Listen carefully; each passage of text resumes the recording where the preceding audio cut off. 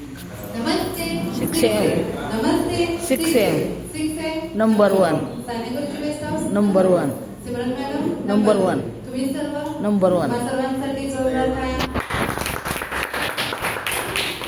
तर बघा आजचा लेक्चर टॉपिक काय आहे? हाईट कोड मॅट. बघा आता मॅटवर तुम्ही दररोज थेरपी घेताय तर काय होतं मॅटमुळं बॉडी टेम्परेचर मेंटेन राहते. आपलं बॉडी टेम्परेचर मेंटेन राहणं म्हणजे निरोगी राहण्यासाठी आपल्याला 36.5 ते 37°C एवढं आपलं बॉडी टेम्परेचर मेंटेन असणं गरजेचं आहे. पण आताच्या ह्या काळात आता जे आपण नवीन लाईफस्टाईल जगत आहे त्याच्यामुळे आपलं बॉडी टेम्परेचर मेंटेन राहतंय का? नाही राहत. कारण की मग बघा आरसीसीची घर आहेत, फॅन आहेत, एसी आहे, फ्रीजचं खाणं आहे ना. त्याच्यामुळे आपलं बॉडी टेम्परेचर काय होत चाललंय? डाऊन होत चालले, कमी होत चालले. आणि त्याच्यामुळे काय होत आहे? शरीरातील रोगप्रतिकार शक्ती तुमच्या कमी होत चालली. मग रोगप्रतिकार शक्ती कमी झाली तर शरीरामध्ये अनेक सारे त्रास यायला लागलेले आहेत. बीपी, शुगर कॉमन झालेले आहेत सगळ्यांना, होय की नाही? मग हे जे त्रास आहे त्या त्रासांवर मात करण्यासाठी तुम्हाला तुमचं बॉडी टेम्परेचर मेंटेन ठेवणं गरजेचं आहे. मग ते कशावर मेंटेन राहतं? आपल्या मॅटवर तुमचं बॉडी टेम्परेचर मेंटेन राहतं. तुमची इम्युनिटी पॉवर, शरीराची ताकदही नॅचरलीपणे वाढली जाते. दररोज आपण गरम करतोय, दररोज थोडी बॉडी टेम्परेचर आणि रोगप्रतिकार शक्ती ही नॅचरलीपणे वाढत जाते आणि त्याच्यामुळे तुमचे जे त्रास आहेत ते कमी येण्यासाठी तुम्हाला मदत होते. तर बघा आज या लेक्चरद्वारे या लेक्चरद्वारे आज आपण मॅट तुम्हाला काय काय फायदे आणि कसे फायदे देते हे बघायचं. तर बघा आपण एक्झाम मॅटचा वापर का करायला पाहिजे? तर बघा आपण एक्झाम मॅटचा जो वापर आहे तो का करायला पाहिजे?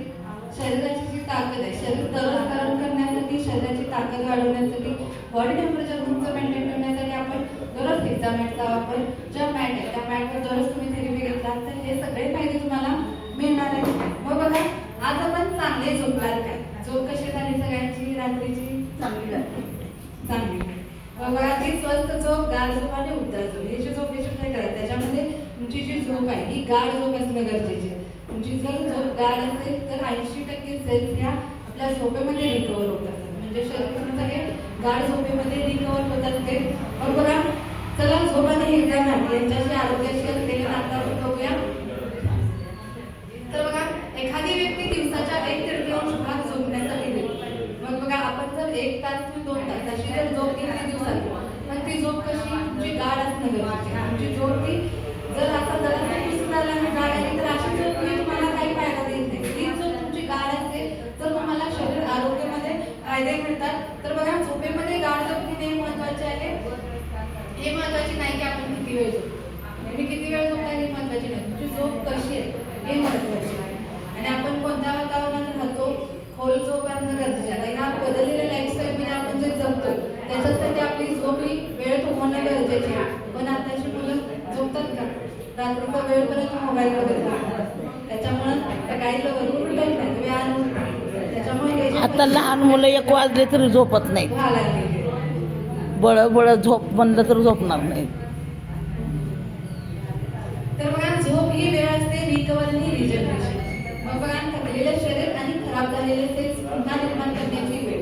मग आपण दिवसभर जे काम करतो, दिवसभर जो थकवा आलेला असतो तर रात्रीचा आपण झोप आपली गाढ झाली तर काय होणार आहे? परत रिकव्हर, शरीर जे आपलं रिकव्हर होणार, ज्याचे सेल्स आहेत ते ऍक्टिव्ह होणार आणि त्याच्यामुळे काय झालं? खराब झालेले सेल्स आहेत ते पुन्हा निर्माण करण्याची ही वेळ. म्हणजे झोप ही आपल्याला होणं गरजेची आहे. मग बघा झोपेच्या वेळी मानवामध्ये रोगप्रतिकार शक्ती वाढली जाते आणि त्यामुळे नैसर्गिकरित्या शरीराची ताकदही वाढली जाते. जी झोप तुम्ही गाढ घेताय त्या गाढ झोपेमध्ये काय होते? नैसर्गिकरित्या तुमची शरीराची ताकदही वाढत असते आणि त्याच्यामुळे रोगप्रतिकार शक्ती, इम्युनिटी पॉवर ही नॅचरलीपणे तुमची वाढत असते. पण झोप जर व्यवस्थित झाली नाही, रात्री अवेळी झोपलो आपण तर झोप होणार आहे का? पुरेशी झोप आपली होत नाही. त्याच्यामुळे आपलं बॉडी टेम्परेचर डाऊन होत आहे आणि त्याच्यामुळे रोगप्रतिकार शक्ती आपली कमी व्हायला लागते. झोपेसाठी काय करायला पाहिजे? फक्त आपण 1 तासासाठी झोपलो तरी आपलं शरीर रिकव्हर होतं तर ती झोप गाढ असते. 1 तासासाठी जरी तुम्ही झोपला तरी ती झोप तुमची गाढ असणं गरजेची आहे. त्या गाढ झोपेसाठी 1 तास मध्ये जरी झोपला तर ते म्हणजे शरीर तुमचं रिकव्हर होते, रोगप्रतिकार शक्ती तुमची नॅचरलीपणे वाढत असते. तर बघा झोप जर तुमची चांगली असेल तर शरीरामध्ये जर तापमान 37°C मेंटेन असेल तर आपली रोगप्रतिकार शक्ती ही नॅचरलीपणे वाढली जाते. मग बघा तुमचं बॉडी टेम्परेचर तेवढं मेंटेन असेल आणि झोप तुमची पूर्ण होत असेल तर तुमची रोगप्रतिकार शक्ती वेळेवर म्हणजे वाढली जाते. म्हणजे बघा झोपेच्या वेळी शरीराचं तापमान 35.5 सेल्सिअस पेक्षा खाली येण्याचे टाळा आणि झोपेची वेळ सरासरी वेळ ही 7 ते 8 तास तुमची झोप ही झालीच पाहिजे. गाढ झोप झालीच पाहिजे एवढ्या वेळेमध्ये. तर बघा जीवनातील एक रहस्य गाढ झोपेमध्ये लपलेले आहे. स्मरणशक्ती वाढते. तर जर तुमची झोप ही गाढ असेल तर काय होते, झोपेमध्ये तुमची स्मरणशक्ती व्यवस्थित होत असते. मेंदू तुमची नवनवीन माहिती साठवत असतो. पण ती झोप कशी पाहिजे आपल्याला, गाढ असणं गरजेचं, एकदम गाढ असणं गरजेची आहे. मग बघा हृदयाची ऍक्टिव्हिटी वाढते. आता झोप जर व्यवस्थित झाली नाही तर काय होतं, झोपेच्या अभावामुळे तुमच्यामध्ये बीपीचा त्रास जाणवायला लागतो, चिडचिडेपणा येतो, ताणतणाव, स्ट्रेस असे जे त्रास होतात ते कशामुळे होतात, तुमची झोप नीटशी न झाल्यामुळे. तर बघा रोगप्रतिकार शक्ती तुमची वाढली जाते. पण झोपेच्या कमतरतेमुळे काय होतं, शरीराची ताकद कमी होते आणि रोगप्रतिकार शक्ती तुमची कमी होत जाते. ही जर झोप तुमची व्यवस्थित चांगली झाली तर रोगप्रतिकार शक्ती सुद्धा नॅचरलीपणे वाढली जाणार आहे.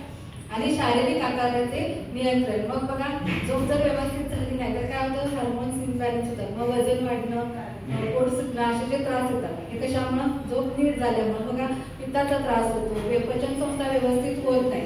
मग ह्याला सगळ्याला कारण काय आहे, एक फक्त झोप तुमची व्यवस्थित असणं गरजेचे आहे.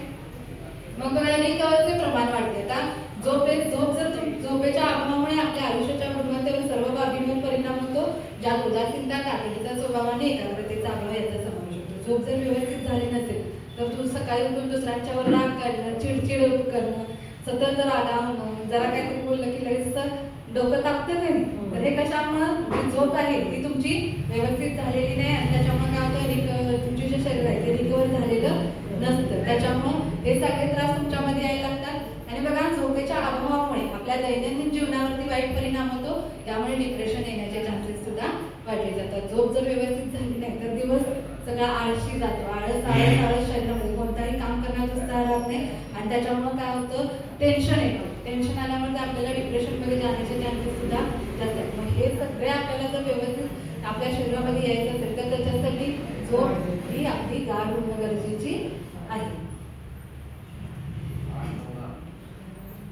तर बघा कमी शरीराचे तापमान हे आरोग्यासाठी धोक्याचे असते. पहाटे 2 ते 3 च्या दरम्यान शरीराचं तापमान कमी असतं. मग पहाटे बघा 2 ते 3 च्या दरम्यान बाहेरचे हवामान थंड असतं आणि आपण घरात फॅन लावल्यामुळे काय होतं, आपलं सुद्धा बॉडी टेम्परेचर कमी व्हायला लागतो. मग हार्ट अटॅक वगैरे बघा ह्या दरम्यानच येतात लोकांना जास्त. तर बघा त्याच्यामुळे काय होतं, शरीरातील एनर्जी तुमच्या कमी होते. बॉडी टेम्परेचर कमी झालं, शरीराची ताकद कमी येते, शरीरातील चयापचन संस्थेचे कार्य घेतले जाते. मग पचन संस्था व्यवस्थित पोट साफ होत नाही, पित्ताचा त्रास होतो, असे जे त्रास व्हायला लागतात हे तुमचं बॉडी टेम्परेचर डाऊन झाल्यामुळं. आणि बघा शारीरिक हालचाल न होणे. मग बघा झोपेमध्ये आपलं शरीर हालत नसतं, नुसतंच आपण पडलेलं असतं, त्याच्यामुळे शारीरिक हालचाल नसते. आणि काय होतं, त्वचेच्या रक्तवाहिन्या आकुंचन पावतात. मग थंड वातावरण असेल तर काय होतं, ज्या रक्तवाहिन्या नसायत त्या काय होतात, घट्ट, बॉडी टेम्परेचर डाऊन झाल्यामुळे आकुंचन पावलं जातात, त्या व्यवस्थित ब्लड सर्क्युलेशन त्यांचं होत नाही. मग त्याच्यामुळे बघा संधिवातासारखे त्रास होतात, जॉईंट सगळे दुखायला लागतात. हे कशामुळे, तुमचा बॉडी टेम्परेचर डाऊन झाल्यामुळे. बघा जेव्हा आपले वय होते तेव्हा आपल्यासाठी झोपणे अवघड का वाटते. मग बघा शरीराचे ज्यावेळेला तुमचं तापमान, बॉडी टेम्परेचर ज्यावेळेला कमी होतो त्यावेळेला आपल्यामध्ये अनेक सारे त्रास यायला लागतात आणि वय वाढत तसं शरीराची हालचाल नसते. आता वयस्कर माणसांना आपण घरात काय काम लावतो का, नाही लावत. त्याच्यामुळे शरीराचं बॉडी टेम्परेचर डाऊन होतं. मग बघा रात्रीची पण त्यांना लय अशी झोप लागत नाही, 1-2-3 तास ती झोप लगेच जागी होतात. तर बघा मग वृद्धावस्थेमध्ये जात असताना शारीरिक हालचाल कमी होते, कारण शरीराचा व्यायाम नसल्यामुळे आणि त्या वयात व्यक्ती हवी तेवढी झोप घेऊ शकत नाही, कारण शरीराचा तापमान कमी झालेला असतो. मग शरीराची पण हालचाल नाही, काही काम नाही, त्याच्यामुळे बॉडी टेम्परेचर कमी होतो आणि झोप पण नीटशी न झाल्यामुळे शरीराचा बॉडी टेम्परेचर डाऊन होतो आणि आपल्यामध्ये अनेक वयोवृद्धीचं सगळे त्रास यायला लागतात आपल्यामध्ये. बघा जेव्हा तुम्ही वृद्ध वयामध्ये जाता तेव्हा झोपेची क्षमता कमी होत जाते, कारण शरीराचं तापमान कमी होतो.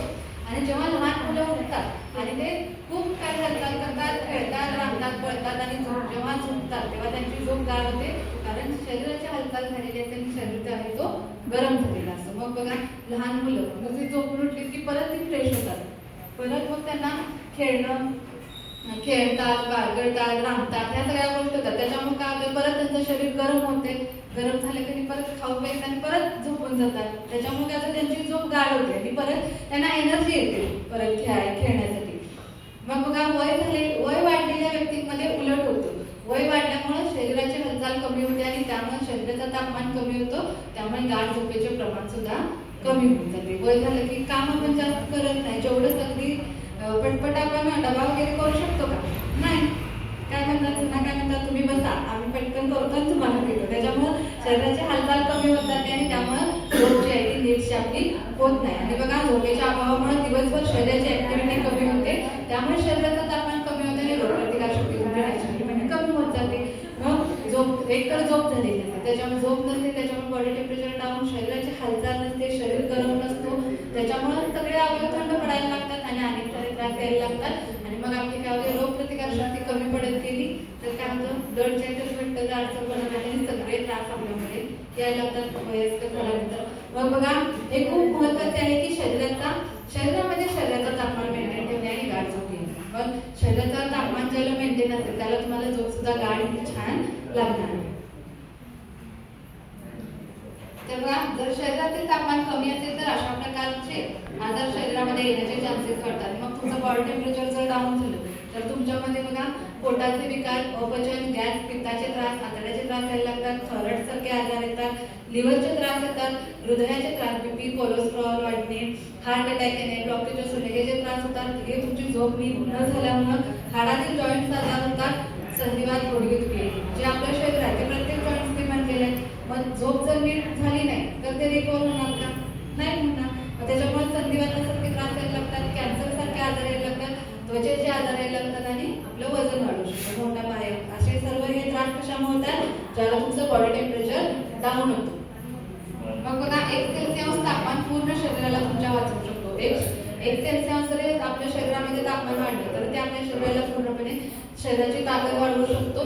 तर बघा जास्तीत जास्त रोगप्रतिकार शक्ती शरीरात मेंटेन असणारा टेम्परेचर म्हणजे 37 अंश सेल्सिअस, 36.5 ते 37 अंश सेल्सिअस असेल तर तो पॉईंट किती जास्तीत जास्त दुप्पटपटीनं तुमच्या शरीराची ताकद वाढवत असतो. रोगप्रतिकार शक्ती तुमची नॅचरली दुप्पटपटीनं वाढत असते. पण बघा जेव्हा शरीर टेम्परेचर वाढतो तेव्हा काय होतं, ज्या नवीन सेल्स आहेत ते ऍक्टिव्ह होतात. आता एक सेल्स ज्या डेड झालेले असतात ते जर तुमचं बॉडी टेम्परेचर मेंटेन झालं तर ज्या सेल्स आहेत त्या ऍक्टिव्ह होण्यासाठी आपल्याला मदत होते. ब्लड सर्क्युलेशन तुमचा चांगला होतो, ब्लड प्रत्येक अवयवांपर्यंत प्रॉपरली पुरवून प्रत्येक अवयव प्रॉपरली काम करायला लागतो, त्याच्यामुळे ब्लड सर्क्युलेशन चांगला होतो. चयापचन संस्था सुधारते, पचन संस्था असेल, पित्ताचा त्रास असेल, हे सगळे त्रास तुमचे कशामुळे कमी होतात, बॉडी टेम्परेचर मेंटेन असते. आणि बघा हार्मोन्स जे बॅलन्स होतात, हार्मोन लेडीजमध्ये हार्मोन्स जे चेंज होतात, इनबॅलन्स होतात, त्याच्यामुळे पीसीओडीचे प्रॉब्लेम येतात किंवा प्रेग्नन्सीमध्ये जे प्रॉब्लेम येतात, हे सगळे प्रॉब्लेम जर नको असतील किंवा आपल्याला पुढे जाऊन येऊ नये त्याच्यासाठी आपलं बॉडी टेम्परेचर मेंटेन असणं गरजेचं आहे. आणि रोगप्रतिकार शक्ती ही तुमची नॅचरलीपणे वाढली जाते. मग त्याच्यासाठी ह्या सगळ्या गोष्टी करण्यासाठी तुमचं बॉडी टेम्परेचर मेंटेन असणं गरजेचं आहे. मग बॉडी टेम्परेचर तुमचं मेंटेन कशावर असतं, आपल्या एक्झाम आहे. मग बघा शरीरातील टेम्परेचर 1 सेल्सिअसने कमी झाला तर शरीरातील रोगप्रतिकार शक्ती 30% कमी होत जाते. मग बॉडी टेम्परेचर तुमचा 1 जरी कमी झाला सेल्सिअसनं तर शरीराची ताकद 30 पटीनं कमी येते. पण तो जर 1 ने वाढला तर शरीराची ताकद सुद्धा तुमची 30 पटीनं वाढत असते.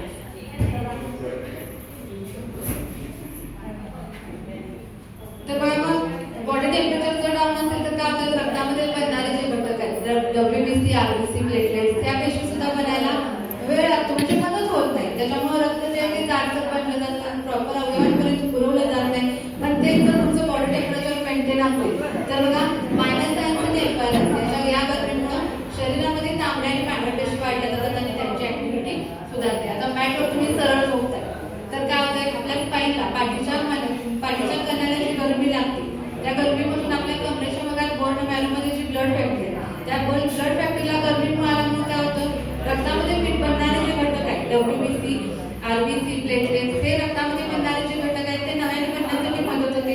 आणि याच्यामध्ये ह्या सूर्याची कोवळी किरणाची जी गरमी आपल्याला एका मिनिटाला 2000 ते 3000 नॅनोमीटर इतकी आपल्याला मॅट मधून मिळत असते.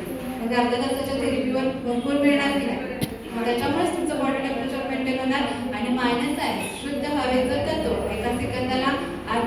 स्पष्ट इतकं मिळत असतं. मग अर्ध्या तासाच्या थेरपीवर भरपूर मिळणार. त्याच्यामुळे नॅचरलीपणे ऑक्सिजनची लेवल वाढली जाणार आणि त्याच्यामुळे हे रक्तामध्ये बनणारे जे घटक आहेत ते बनण्यासाठी, त्यांची ऍक्टिव्हिटी सुधारण्यासाठी तुम्हाला मॅटची मदत होणार. तर बघा, ओंडोल सिस्टीम आणि थर्मल आता पूर्वीपासून चाललेले आहेत. चुलीवर जेवण करणाऱ्या ज्या लेडीज होत्या त्यांच्यामध्ये त्रास होते का? गुडघेदुखी नव्हती. प्रेग्नन्सीमध्ये गरोदरपणा डिलिव्हरीच्या वेळेला पण त्यांना त्रास होत नव्हता. आणि जी गरमी लागत होती चुलीपासून जेवण करताना, त्याच्यामुळे सांधे जे आहेत, स्नायू आहेत, हे सगळे शेकले जायचे. आपल्या पर्सनल भागाला गरमी लागत होती. त्याच्यामुळे बघा, पूर्वीच्या बायका किती असं भरपूर लोक बाळांना जन्म देत होते आणि पूर्णपणे कशा